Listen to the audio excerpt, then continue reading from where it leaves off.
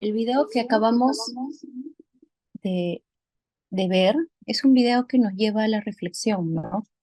Muchas veces tenemos pacientes con una expectativa de vida corta, con un pronóstico malo, por una enfermedad, por una secuela, o por una enfermedad congénita. Y muchas veces tomar decisiones, en este caso lo vamos a tocar, la decisión para que un paciente pueda mejor dicho, el médico pueda realizar éticamente la adecuación del esfuerzo terapéutico, si bien es cierto es del médico, pero también implica un consentimiento y obviamente el paciente es un menor de edad. Entonces, la única persona que podría autorizarla es el familiar, el tutor, la mamá, el papá o el tutor legal. Y este video, si ustedes han prestado atención, la niñita está atada a un hilo a la mamá, que obviamente la mamá sufre por ver a su hija así, pero no empatiza con el sufrimiento de la paciente. Y en este video se ve claramente que es la muerte quien hace que la mamá tenga esa oportunidad de poder entender que la niña, así como la mamita sufre, ella también sufre. Entiende y comprende que su niña, como la ve en la cama, está sufriendo. Entonces es una decisión empática de la mamá. Si ustedes también se dieron cuenta, había una, como una hoja que tenía que firmar que era para la desconexión, porque la niñita estaba en un estado ya probablemente terminal, agónico y solo sobrevivía porque vivía con una ventilación, parecía no invasiva. Entonces, la mamá, al ser empática, al entender que su hija quizás puede estar mejor en otro plano y no acá, firma. Y así la niña puede romper esa atadura que tenía con su mamá, que la ligaba de repente a estar acá en la tierra mediante ese hilo. Y al romperse porque entendió su mamá que era mejor que ella parta que esté ahí, es cuando la muerte recién se la puede llevar. Entonces, como médicos, manejen niños o no, siempre nos vamos a ver en situaciones un poco complicadas. Para eso, la ética médica nos ayuda a tomar las mejores decisiones. Eso debe quedar claro. O sea, no nos dice lo que debemos hacer, porque la ética es inherente a cada persona. Todos no practicamos, podemos conocer los principios, pero no todos vamos a actuar igual. Por eso es inherente a la persona. Pero sí en casos complejos, amerita que se tomen decisiones, las mejores decisiones, evaluando el caso, si es posible en un comité de ética hospitalario, se evalúe utilizando la ética médica. Y eso es lo que vamos a hablar el día de hoy. La bioética es una disciplina, como bien lo dice ahí, permite tomar decisiones prudentes en condiciones que no hay una certeza, donde hay duda diagnóstica, donde hay, por ejemplo, varios médicos, hay conflicto, opinan diferente, se tiene que acudir a la ética. Hay hospitales que la cuentan, al menos en pediatría, el único hospital que tiene su comité de bioética refrendado por el ministerio es el Instituto Nacional de Salud del Niño del Bren. Es el único hospital, Revalidati no tiene un comité de ética hospitalario. Sin embargo, cada servicio tiene su comité de ética, ¿no? El colegio médico no en sí no ve casos hospitalarios, pero sí ve casos de conducta ética en el médico, ¿no? Eso también tiene que quedar diferenciado, ¿no? Que no es lo mismo. Entonces, la bioética es un puente que va a unir los hechos biológicos, científicos y tecnológicos, que va a necesitar valores espirituales del propio ser humano. Por eso vuelvo a repetir, es inherente, porque todos de esta clase van a salir con un conocimiento de los principios bioéticos, de la parte teórica de la ética en pediatría, que también es aplicable en realidad a cualquier acto médico. Sin embargo, no todos van a actuar de la misma manera, no todos van a tener la misma conducta. Va a depender también de sus valores morales, espirituales. Entonces, recordar entonces eso, que no puedo pretender que todos piensen igual que yo, que todos actúen igual que yo, porque no es correcto. Lo correcto es que cada uno de forma individual tome las mejores decisiones en base a lo que ya viene por dentro, que es algo que nosotros no lo podemos cambiar. Que existen reglas, como el código de ética del colegio médico, que lo van a leer en su momento, que les va a ayudar a tomar las mejores decisiones y tener una conducta lo más ética posible, ¿no? Entonces, la ética profesional en el caso de médicos es vital. Un médico que no tiene ética profesional, la verdad que es complicada la existencia en un lugar. como persona, como médico, ¿no? Sin la ética, nosotros meternos eso en la cabeza no somos nada ni vamos a llegar a nada bueno. Por eso es que la ética es parte de nuestra vida y sobre todo nosotros que estamos o tenemos, digamos, la, el poder manejar vidas humanas, que una vida humana dependa de nosotros, nos hace que seamos quizás una de las profesiones que tiene que tener una ética un poco más especial, un poco más exquisita, por decirlo de esa manera, porque nosotros manejamos vidas en nuestras manos, adultos pequeños, adultos, niños o adultos mayores. Obviamente los extremos de la vida siempre va a ser el punto de conflicto bioético en cualquier comité de ética, porque son extremos de la vida. Entonces, quizás ahí nos vamos a enfrentar más frecuente a problemas bioéticos, ¿no? Entonces, recordar que la ética profesional va a implicar un compromiso de hacer bien las cosas, y eso tiene que quedar impregnado en ustedes. Ser ético es hacer bien las cosas, no solo para nosotros mismos, no solo para nuestros colegas médicos, sino esto aplica a nuestros pacientes. Aplicar la ética médica significa quizá estudiar un poco más, preocuparme de un caso de un paciente, no, no chancar a mi colega. O sea, si algo mi colega hizo mal, no es ético que yo esté diciéndole a la jefa de servicio o qué sé yo, ¿sabe qué? Tal médico hizo eso. O poner en la historia clínica, el paciente estuvo mal porque el médico quizás no lo manejó bien. Eso no es ético, no es ético. No se debe hacer. El colegio médico, por el código del colegio médico, es punible. Pueden tener una sanción, porque eso no se hace. Entonces, si ustedes van a recordar siempre que la ética es hacer bien las cosas y aplica para todo, no solo para uno, no aplica para todo nuestro ámbito del ejercicio médico, van a poder entender de que está en nosotros hacer las cosas bien. Y revisen también su código de ética del colegio médico con esas dos cosas, tanto hacer bien las cosas y tener los valores que ustedes tienen impregnados, más el código de ética, yo creo que van a tener los menos problemas bioéticos y éticos posibles. Esto también me imagino que lo deben conocer, los principios de la bioética, autonomía, justicia, beneficencia y no maleficencia. Hay otros más principios, hay principio de proporcionalidad, principio de solidaridad, hay muchos más, pero digamos que estos son los primordiales y que ustedes lo deben de saber y tenerlos presentes toda su vida. La no maleficencia simplemente es no hacer daño, sea físico, psíquico o moral, a las personas.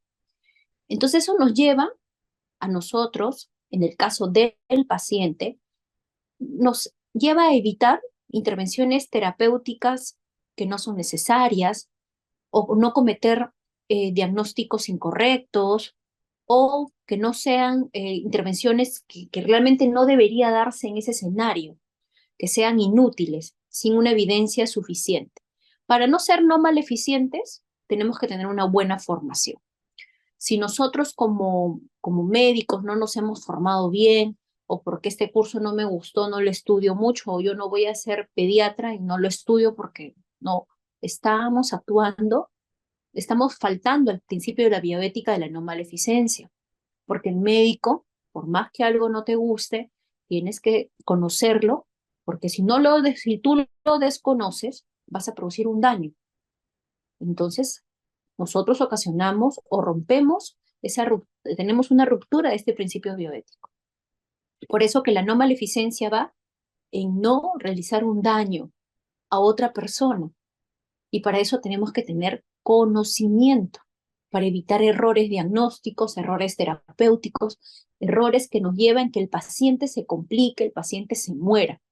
Cuando cuando el colegio médico cita, porque puede haber denuncias del familiar de un paciente, que él piensa que el médico no solo fue negligente, sino no tuvo una conducta ética, y se tiene que revisar en el comité de ética, y se valora principio por principio, se valora toda la historia clínica del paciente, y allí nosotros podemos detectar si paciente, la persona que está siendo, digamos, juzgada, en este caso, porque sí se puede juzgar a un médico en la parte, digamos, del colegio médico, se empiezan a ver los principios bioéticos y se pueden detectar ahí que, por ejemplo, quizás el médico no era una persona experta o no era una persona que se interesó en aprender un poco más, en una práctica me refiero, y eso hace de que que no respete el principio de la no maleficencia, y eso es sancionable por el Código de Ética. Entonces, nos obliga a hacer buenas prácticas clínicas. Como le digo,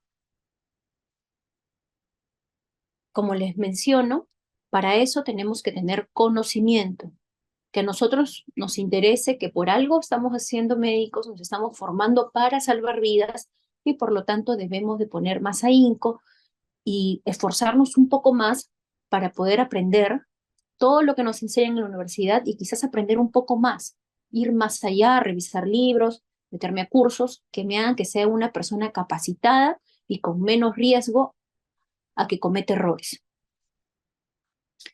Entonces, ¿qué pasa cuando el médico o desconoce o simplemente le interesa simplemente quizá eh, pasar su turno y dejar a un paciente que probablemente está en estado terminal o en fase agónica y agarra y le pone un cachito de adrenalina para que no se muera en su turno, sino pase para el otro turno y se muere en el turno obviamente que va a ser del otro médico? Eso también es, es fallar al principio de la no maleficencia. Y lo que está haciendo este médico es sancionable por el Código de Ética, porque está haciendo obstinación terapéutica. Entonces, la obstinación terapéutica es sancionado por el Código de Ética, porque nosotros no somos los indicados de prolongar la agonía de alguien que está muriéndose. Eso no es ético. Simplemente porque no quiero llenar un certificado de defunción, quiero que termine mi guardia y quiero irme rápido, no me voy a quedar para hacer los papeles. O sea, eso no es ético. No es ético. No debemos caer en eso. Y ustedes cuando entren al internado, probablemente vean de todo.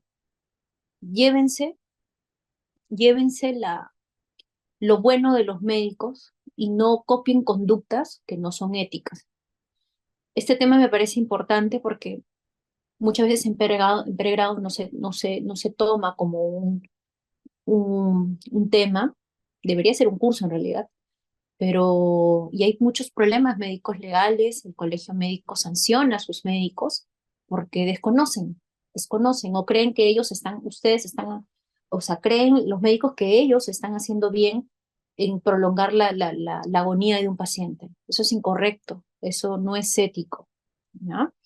Además, cuando nosotros sabemos que quizás una prueba al tratamiento en evidencia científica, en metaanálisis, revisiones sistemáticas, ha demostrado que no tiene una utilidad. Y nosotros, a pesar de eso, le decimos, sí, señora, cómprese este fármaco porque la va a ayudar. O porque lo ignoramos, o sea, no lo revisamos y quizás nosotros asumimos porque lo hemos escuchado de alguien, pero no me tomé el tiempo de poder revisarlo. Entonces yo le indico. Y eso está mal, eso no es ético, porque eso se llama futilidad terapéutica. Además, como les menciono, cuando se retrasa el proceso de la muerte ya una vez iniciado, ¿no? El colega que le pasa un bolito de cloruro con su adrenalina, su atropina, para que dure un poco más. Eso no es ético, no es ético. Y sobre todo cuando no se pierde de vista al paciente. El paciente tiene su dignidad. Y nosotros cuando ya nos empezamos a preocupar con el tema de que el paciente, la enfermedad tal, la enfermedad tal, la enfermedad tal, y nos olvidamos que el paciente es un ser humano, un paciente que está echado en una cama y tiene una dignidad, y nosotros no la tomamos en cuenta, ¿no? Ahora, la adecuación del esfuerzo terapéutico, digamos que es el, la solución al problema de la obstinación terapéutica, y la debemos conocer. ¿Qué es la adecuación del esfuerzo terapéutico? Es la decisión de no iniciar o desescalar medicamentos que no va a ayudar en nada al paciente, de acuerdo al escenario. Les doy un ejemplo para que se entienda mejor. Un paciente en ventilación mecánica porque tiene una distrofia muscular está conectado por una traqueostomía a una ventilación mecánica. Me hace un paro cardiorrespiratorio y viene el médico y lo reanima y sale. A los 10 minutos sale. Y quizás ha quedado peor de lo que estaba. Entonces, el aplicar la adecuación del esfuerzo terapéutico es analizar el escenario en que me encuentro, con el paciente en que me encuentro, analizar el contexto del paciente. Si en mi mente tengo que nosotros usamos categorías, este paciente, según la clasificación de los pacientes que tienen amenaza para la vida, en pediátricos, está en grupo 4, o sea, es un paciente, perdón, en grupo 3, o sea, es un paciente que no es reanimable. Entonces, el no iniciar la reanimación es hacer una adecuación del esfuerzo terapéutico. Y eso no va contra el código de ética, ni estamos actuando mal éticamente. Al contrario, estamos actuando en el margen de la ética. ¿Ya? Entonces, ¿qué incluye la adecuación del esfuerzo terapéutico? Va a incluir la no resucitación cardiopulmonar, limitar la nutrición e hidratación clínicamente asistida, como así, por ejemplo, tenemos a un paciente que está en fase agónica, ya está en fase agónica, que son fases de la muerte, no es necesario nutrirlo, no es necesario hidratarlo, porque su cuerpo está entrando en proceso de muerte. Entonces, es un paciente que tengo que hacer adecuación de mi tratamiento. Entonces, ese paciente no voy a indicarle su hidratación, ni menos una nutrición, porque no vendría al caso según este contexto. Asimismo, no indicar ventilación mecánica también. Por ejemplo, hace casi meses atrás, no recuerdo qué mes exacto, tuvimos un niñito de 3 meses de vida con diagnóstico de atrofia mioespinal tipo 2, que es el AME tipo 2, en niños, que significa que el niño es cuadriparésico y va de todas maneras a ventilación mecánica invasiva. Pero en ese caso el niño había debutado, me parece que a los 3 meses, con un distrés respiratorio, lo traen en emergencia y ahí diagnostican que tenía el AME tipo 2, sube al servicio, a la UCE, y ahí, para eso, cuando sube el paciente, ya los padres parece que habían sido sensibilizados de este tema, de la no intubación, y tal vez así que el pacientito no se intuba. Y, y en realidad se evaluó el caso con los colegas de la unidad y llegamos a la conclusión que estábamos haciendo una adecuación del esfuerzo terapéutico, pero sí le brindamos un tipo de soporte diferente, manejamos el distrés con oxígeno, iniciamos pues medicamentos como morfina para poder mejorar el tema de la disnea, y el paciente falleció, pero falleció tranquilo. Entonces, en base a este contexto del paciente, se pudo hacer una adecuación del esfuerzo terapéutico, ¿ya? Lo cual éticamente está bien, no está mal. Entonces, mi consejo es por eso, es que la adecuación no es como una receta de cocina. No es que porque tú tienes ese diagnóstico te voy a hacer eso.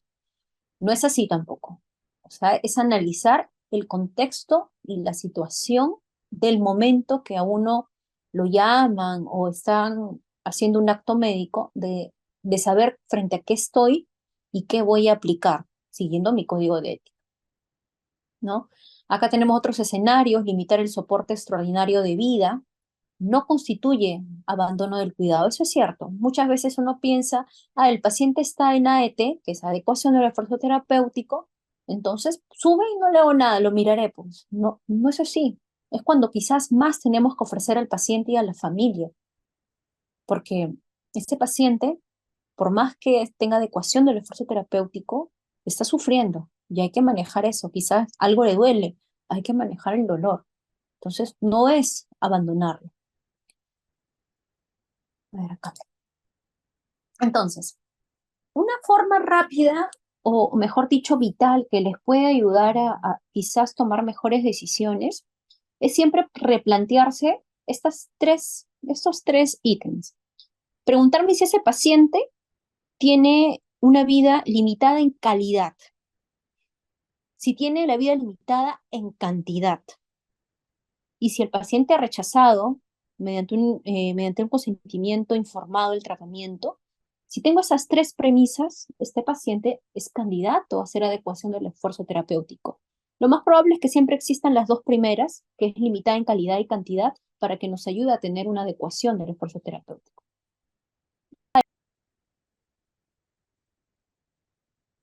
Ya, nos quedamos en esta gráfica. Ya.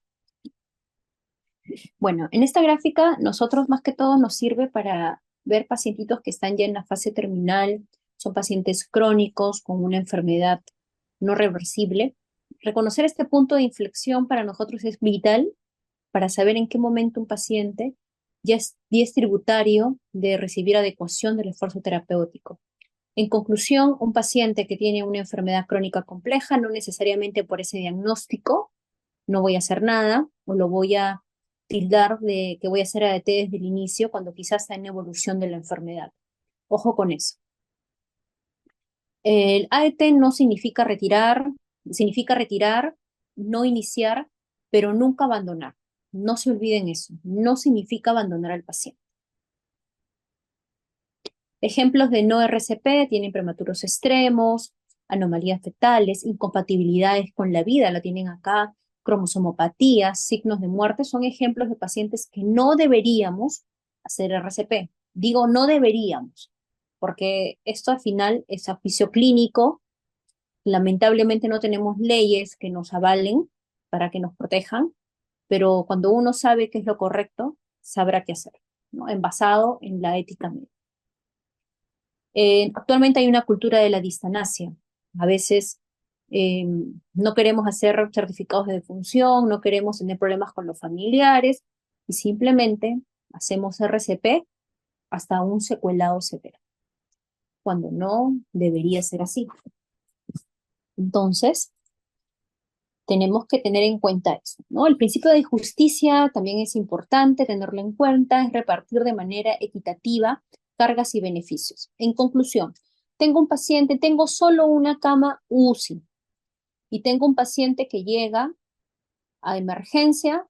Me llegan dos pacientes, un paciente agudo, previamente sano, que tuvo un traumatismo encefalocraniano y necesita cama UCI, y me llega un niño, probablemente un niño con una enfermedad irreversible, con pronóstico malo, postrado y que depende de los padres y con una insuficiencia respiratoria y requiere cama UCI.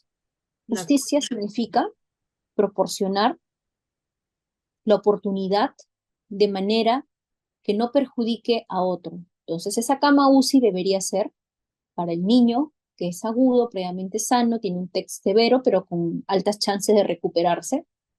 Y el otro niño va a recibir el apoyo, va a recibir el soporte necesario, pero al menos en cama UCI no, porque esa cama debería ser para alguien que sea recuperado. Eso significa aplicar justicia. Suena Otro uno que... ejemplo, otro ejemplo es, por ejemplo, tengo inmunoglobulina o rituximab en mi hospital y tengo una niña que recibe quimioterapia recuperable probablemente y requiera rituximab, y tengo un niño con una enfermedad incurable, probablemente en paliativo, donde el pronóstico es malo, y por ahí alguien le indica rituximab. Proporcionar recursos a la persona que realmente lo debe necesitar es darle a la niña con más chance. Entonces eso es ser justos, aplicar el principio de justicia, es proporcionalizar los recursos adecuadamente. Básicamente en eso se refiere el principio de justicia, ¿no? El principio de proporcionalidad terapéutica es que el tratamiento debe guardar una relación con el efecto que uno quiere alcanzar. Si yo quiero recuperar la salud, mantener una calidad de vida razonable, minimizar el dolor y sufrimiento, pues voy a tener que aplicar este principio de proporcionalidad terapéutica que me va a llevar a tomar mejores decisiones. La autonomía es la capacidad que tienen las personas para poder decidir y tomar sus propias decisiones.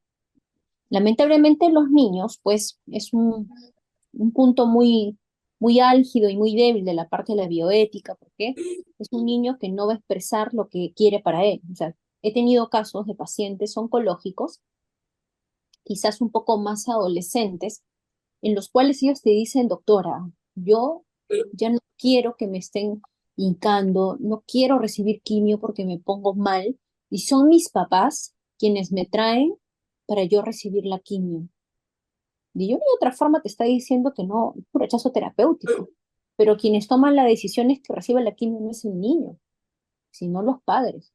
Este niño ya está en la capacidad, porque tiene 12 años, ¿no? Entonces, tiene que ejercer su autonomía o al menos ser escuchado, ¿no? Para poder llegar a a un punto medio entre el padre y el niño, ¿no? Hay situaciones en que hay niños que pasan, ¿no? Con una enfermedad oncológica probablemente ya de una fase avanzada, donde no hay buena respuesta a la quimio, ¿no? Es una paciente refractario a la quimio, pero los papás siguen buscando alternativas cada vez más cruentas que hacen que el niño se maltrate.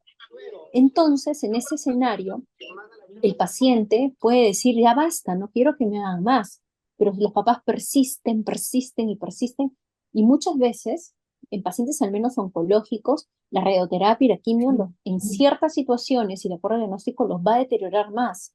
Entonces, ahí hay que intervenir, hay que intervenir. Entonces, cuando hablamos de autonomía, vamos a hablar de consentimiento informado. Recordar esto, el consentimiento informado es el proceso de comunicación, no es el papelito que te hacen firmar. Eso es una forma, digamos, que en ciertas situaciones sí debería hacerse, pero basta que uno haga el proceso de comunicación de la información, sea el diagnóstico, tratamiento, operación, al paciente o a la persona encargada del paciente, en caso de los niños, para que firme el consentimiento informado para ciertos procedimientos, etc.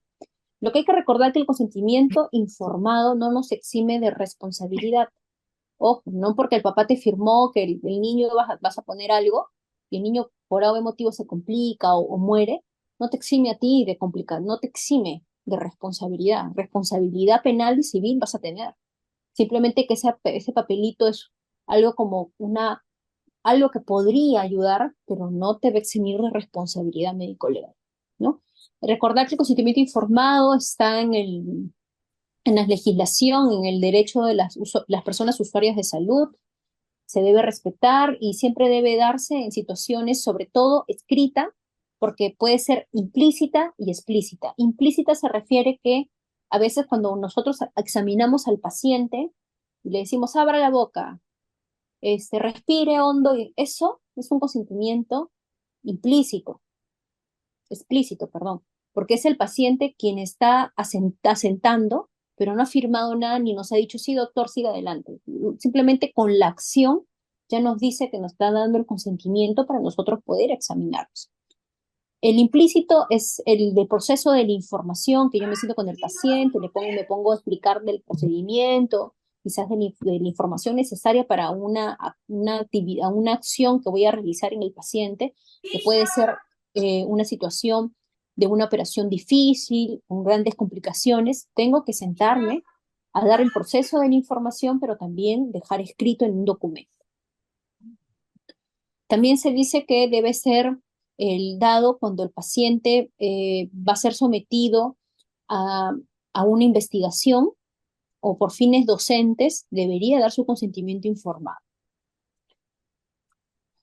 Entonces, ¿cuáles son las funciones del consentimiento informado? Promover la autonomía de los individuos, fomentar la racionalidad en la toma de decisiones médicas, proteger a los enfermos y a los sujetos de experimentación, evitar el fraude o coacción, alentar a la autoevaluación y autoexamen de los profesionales de la salud, disminuir recelos y aliviar temores, introducir en la medicina una mentalidad más probabilística y más capaz de hacer frente a la incertidumbre. Son los contenidos mínimos, Recordemos que en pediatría, básicamente el consentimiento informado es dado por los padres. El asentimiento informado no es común en pediatría.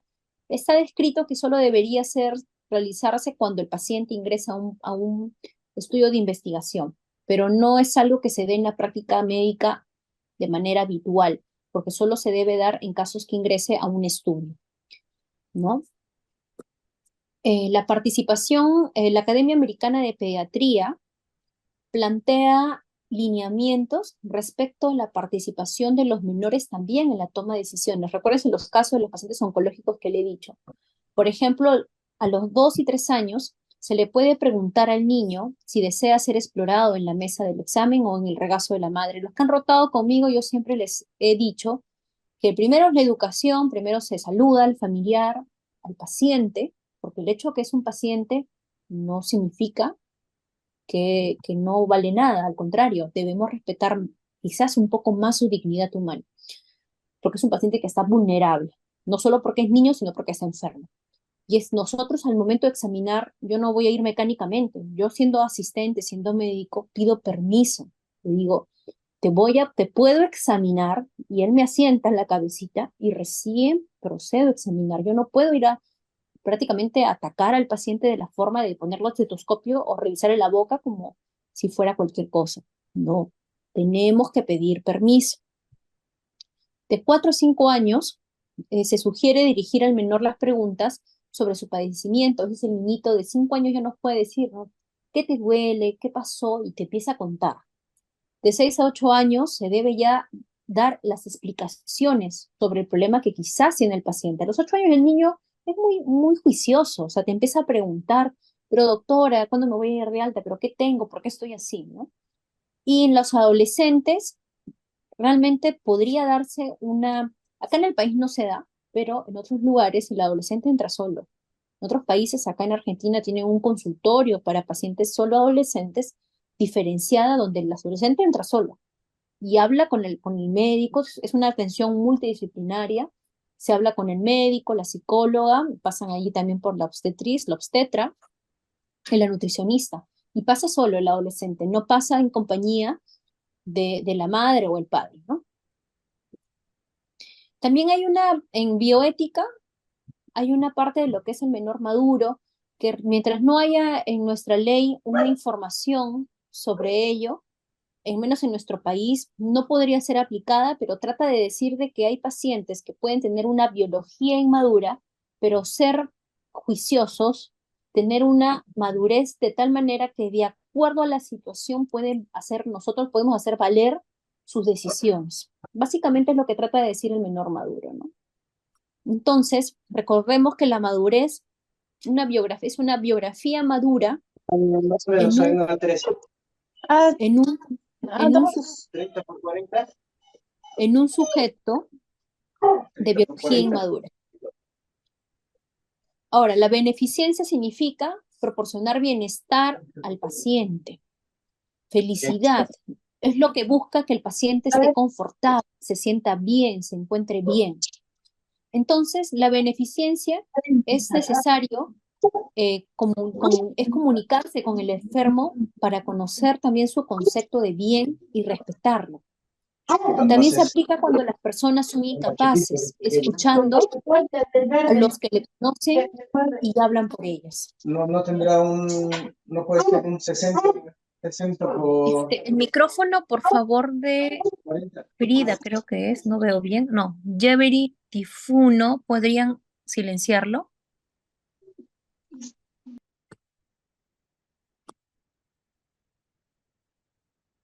Ya, bueno. eh, entonces, beneficencia es buscar el bien, que el paciente se encuentra bien, que mi fin sea que el paciente quizás no sufra. Si el paciente tiene distrés respiratorio o si el paciente tiene mucho un dolor insoportable que para llorando de dolor y está en la etapa terminal, pues como médico tengo que buscar hacer el bien en ese paciente. ¿Y qué puedo ofrecerle? Puedo ofrecerle, si estamos hablando en pacientes terminales, en pacientes que quizás sean oncológicos en su mayoría y tengan un dolor refractario, se puede hacer una sedación terminal, ¿no? Si estamos hablando de un paciente que ya está en fase agónica, un paciente que se encuentra, digamos, en vías de fallecer y, por ejemplo, a veces empieza a hacer una disnea marcada y el paciente se torna a veces irritable o con alucinaciones. Entonces, en esa parte, si nosotros tenemos las herramientas para ofrecer sedación paliativa buscando el bien del paciente, obviamente mi principio, mi fin siempre tiene que ser buscar el bien del paciente, puedo sugerir una sedación paliativa. Y de esa forma el paciente entra en un estado de inconsciencia donde no va a sentir, no le va a doler nada, no va a tener dificultad respiratoria, las alucinaciones van a disminuir, tanto el paciente va a dejar de sufrir y la familia va a dejar de sufrir al ver que el paciente va a fallecer, pero tranquilo. Entonces la sedación terminal o la sedación paliativa, mejor dicho, es un mecanismo que nos puede ayudar a buscar la beneficencia del paciente. Y las condiciones para que se dé esta sedación paliativa que tiene el efecto del doble efecto, que quiere decir que yo en este paciente busco, el fin es que no sufra, el fin es que no sienta dolor, pero el efecto quizás es que quizás fallezca más rápido, pero ese no es mi fin. Si yo tengo bien claro que mi fin es que el paciente deje de sufrir y la familia también deje de sufrir por ver al paciente así, si ese principio del doble efecto se cumple y está enmarcado dentro del principio de la beneficencia, porque mi fin es buscar el beneficio del paciente, que él se encuentre bien, que no sufra. Entonces, si por ahí el efecto fue que se acelerara la muerte, eso ya no es que no sea ético, mejor dicho, es parte, no es algo que se pueda decir no es ético, simplemente es algo que se da, pero no es mi fin, no es lo que yo busco en el paciente. Entonces, para la toma de decisiones, sobre todo, eso lo voy a pasar, eso ya ustedes lo van a revisar seguro cuando lleguen su código de ética. La toma de decisiones son difíciles, sobre todo existen conflictos. Y cuando hay conflictos, ¿qué debemos hacer? Debemos llamar al comité de bioética o quizás siempre en el servicio hay alguien que va a manejar el tema de la ética y nos va a ayudar a tomar las mejores decisiones. Porque siempre ante un mismo paciente es muy probable que todos los médicos opinen diferente, piensen diferente. No quiere decir que estén mal, simplemente que, como les digo, la ética es inherente a cada uno. Podemos tener la parte teórica, pero los valores son inherentes a cada uno y todos no vamos a pensar igual, no vamos a reaccionar igual. Unos serán católicos, otros no son ateos. Entonces, la toma de decisiones va a depender de muchos factores. Por eso es importante siempre tener en cuenta de que es normal que todos tengamos puntos de vista diferentes. No es que estemos mal, por eso es que se llama conflicto, porque no todos vamos a opinar igual. Entonces, en esas situaciones de decisiones difíciles, o hacemos una junta médica multidisciplinaria, y si no podemos resolverla ahí, se llama al comité. Si tienen una unidad de cuidados paliativos pediátricos, llaman al paliativista pediátrico, que va a ayudar. Y si sigue el conflicto, llamar a ética, al comité de ética. Entonces, toma de decisiones en pediatría, quienes tomamos, el equipo de salud, los padres y el paciente un poco lejado, salvo que sea considerado un menor maduro, pero es en base a la situación. No todos los pacientes, porque quieren decir, no quiero que me pongan aguja, no se les va a colocar. Obviamente que hay que verla, hay que tener en cuenta la situación en que nos encontramos y vamos a poder tomar quizás las mejores decisiones. Si para nosotros es un menor maduro, pues sabremos encajar y de acuerdo a lo que se le va a aplicar al paciente, ver qué tanta decisión puede tomar él o sus padres. Entonces, para poder tomar decisiones necesitamos conocimiento. Nosotros no podemos tomar decisiones si no conocemos el código de ética, si no conocemos la legislación peruana, que en realidad no hay mucha información porque no tenemos una legislación sanitaria como en otros países en estas condiciones para un paciente, para ver dignidad de muerte, adecuación del esfuerzo terapéutico, no hay. La proporcionalidad terapéutica, tener este principio, cada uno debe tener este principio, y los cuidados paliativos también nos ayudan a tomar decisiones. Entonces, ¿cuál es la propuesta en casos difíciles? El cuidado paliativo pediátrico, ¿no? No sé si alguna vez ustedes han escuchado eso, pero los cuidados paliativos es el manejo activo y total, no solamente del cuerpo, sino vemos la mente y el espíritu del niño. Hacemos una atención general, o integral. Nosotros no solo nos basamos en las molestias físicas, vamos más allá, vemos el manejo del dolor espiritual, manejamos la parte psíquica, emocional del paciente. Y también nosotros brindamos el apoyo a la familia. Como paliativistas no solo manejamos al paciente, sino a la familia. Tenemos pacientes con cáncer oncológicos, probablemente ya en etapa paliativa. Invitamos a los hermanos, menores o mayores, a sesiones donde puedan participar con el médico paliativista y la psicóloga para ir enseñándoles a ellos o manejando el duelo anticipado con los padres y en los hermanos para que la aceptación del afronte de la pérdida del hermano sea mucho mejor. Eso es lo que hace el paliativista pediatra. Realmente los cuidados paliativos no se ofrecen al final de la vida, se inicia desde el diagnóstico. Por ejemplo, nace un niño con AME y la mamá decidió que lo intuben y lo pongan, lo conecten a máquina ventilación mecánica. En nuestro hospital tenemos el programa de ventilación domiciliaria. Va a casa, ahí el médico paliativista debería estar todo el proceso, conversando con la mamá, manejando las cosas, signos o síntomas, trabajando el espíritu del niño, manejando la parte emocional del niño, porque son niños que, si bien están postrados, pero ellos con la mirada se conectan, ¿no? Se conectan con la familia, ¿no? Igual a un paciente que se diagnostica con cáncer, las leucemias linfolásticas agudas son de buen pronóstico. En ellos también el paliativista desde el diagnóstico debería acompañar todo el proceso de la enfermedad, no solo al paciente, sino también a los padres, a los hermanos, a la familia. En otros países el paliativista, la acción es muy importante en pacientes con enfermedades pediátricos, con enfermedades crónicas complejas, donde no solamente se ofrece de manera diferenciada la atención, o sea, no van a una hospitalización común, que como quizás ven ustedes, al menos los que han rotado en el Revaliati. En el servicio tenemos una pequeña unidad de pacientes crónicos críticos que funciona como una unidad paliativa, por decirlo de esa manera, pero no es una unidad funcional, sino le hemos adecuado a eso, donde los pacientes que están en etapa, lo más probable, en una etapa terminal, donde quizás la parte médica ya no hay mucho que ofrecer, ahí ingresamos la parte paliativa para manejo de dolor, colocamos bombas de morfina a los pacientes para que no sufran dolor, manejamos a los niños con AME, que están conectados a ventilador mecánico, y trabajamos con el paciente y con la familia. Eso es importante. El paliativista es integral, aborda todas las aristas. Y bueno, estos son los principios de los cuidados paliativos pediátricos. Consideramos a la muerte como un proceso normal, no lo vemos como algo malo, no lo vemos como que, oh, horror, la muerte, no. Recordar que así como nacemos, vamos a morir. Si tenemos eso presente, vamos a poder entender el proceso de la muerte. Por eso muchas veces no sé si han escuchado el tema de la dignidad de muerte. El morir, cuando un paciente está para morir, tiene que ser una muerte digna.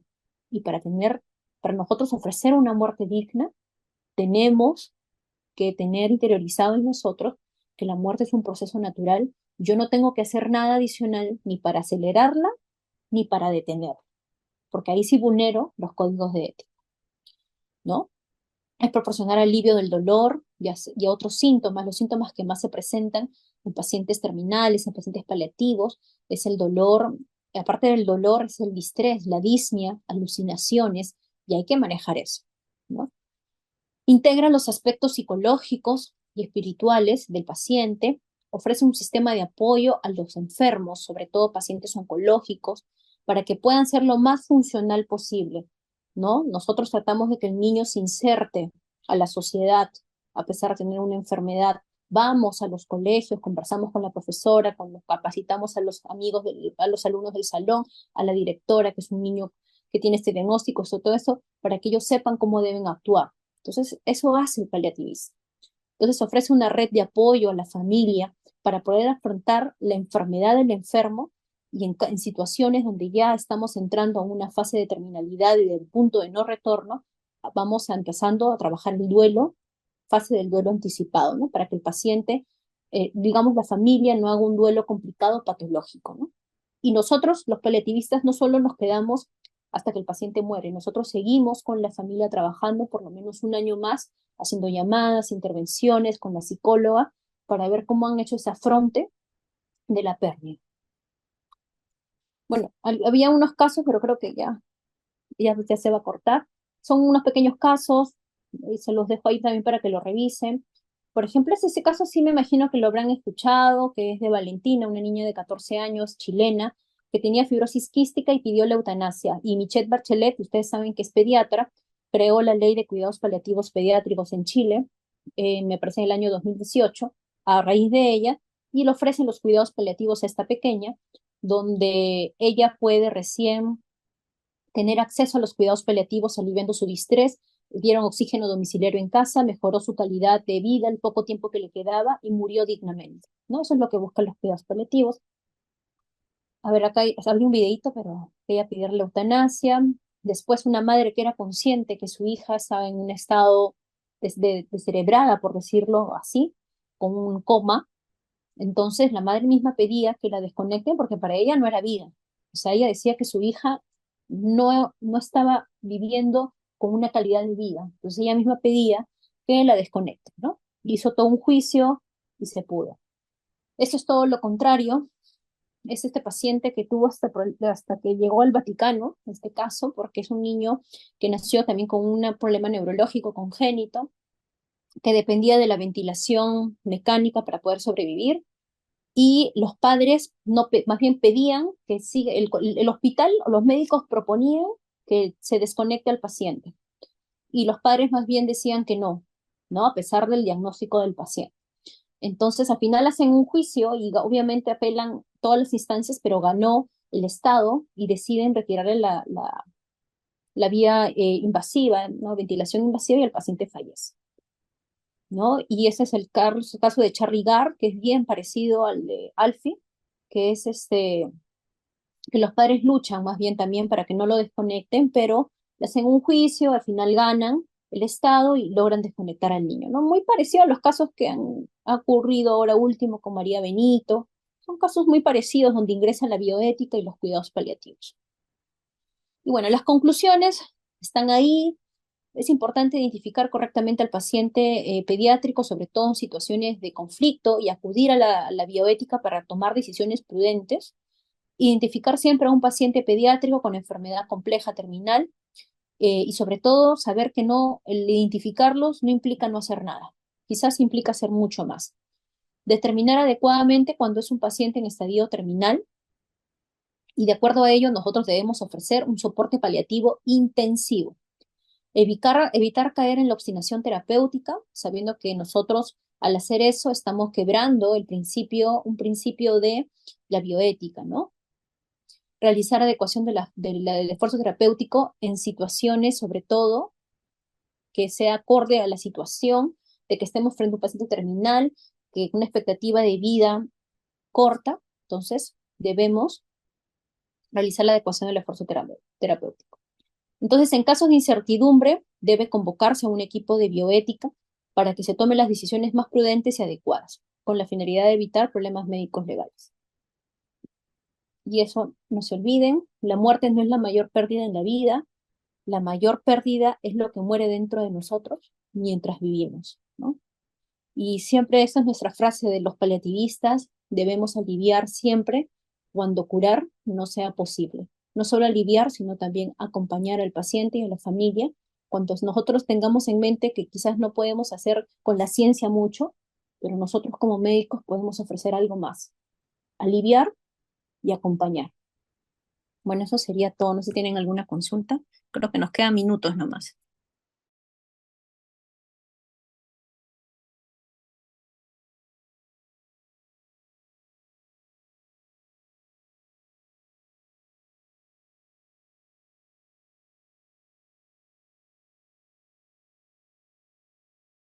Parece que no hay consultas, doctor. Ok, entonces terminamos con la exposición.